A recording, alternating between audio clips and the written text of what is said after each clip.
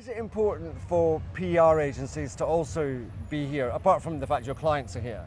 Of course, I mean, PR has never been more valuable in today's landscape, especially with the rise of AI and LLMs. PR, I mean, we see it in the figures. You know, spend in PR is going up. It's been going up for the last 5 quarters, and that's because in an age of AI, trust and credibility is everything. And when, you know, if you're looking for a recommendation on ChatGPT or similar, actually it's about the credibility of the source, which just plays perfectly into why PR is so important.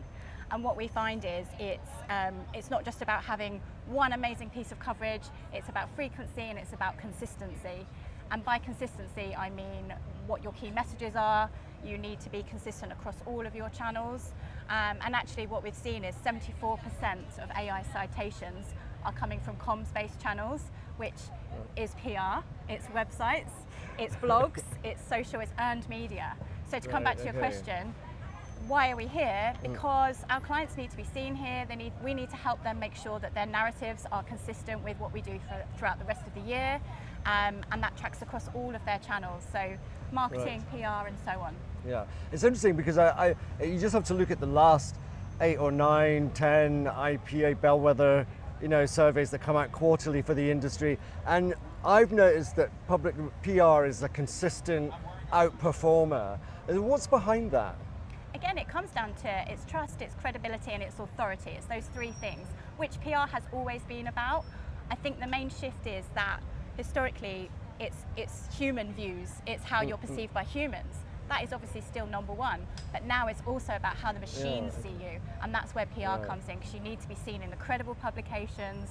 It's where your audiences are, so we're talking about respected trade media, national business publications. That's what's really important. So what's sort of change?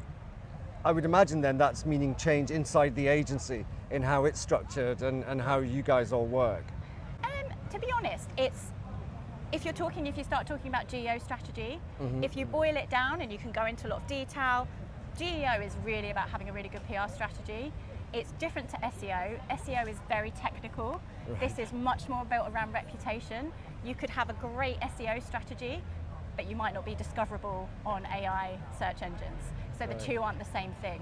So actually it's much more about reputation, trust and credibility. Okay. And almost just finally, we're here in Cannes. How's it going for you this week? What sort of themes are you seeing emerging? Any trends? Any buzzwords you're hearing over that you know we're not used to hearing?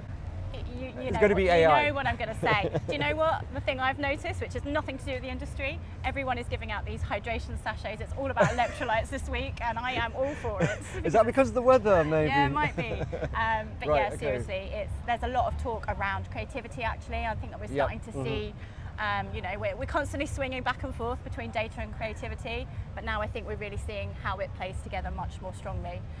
So hopefully more of that to come.